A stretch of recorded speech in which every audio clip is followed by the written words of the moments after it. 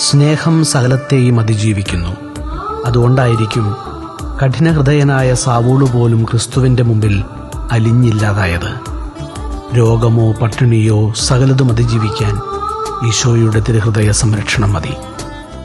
ഈശോയുടെ മാധുര്യമുള്ള തിരുഹൃദയമേ, എൻ്റെ സ്നേഹമായിരിക്കണമേ. ചോര വാർക്കുന്ന ഹൃദയം, തിരുഹൃദയം, മുറിവുണക്കിയിടുന്ന ഹൃദയം, തിരുഹൃദയം, കത്തിജ്വലിക്കുന്ന ഹൃദയം, മുറിവേറ്റുവാങ്ങുന്ന ഹൃദയം,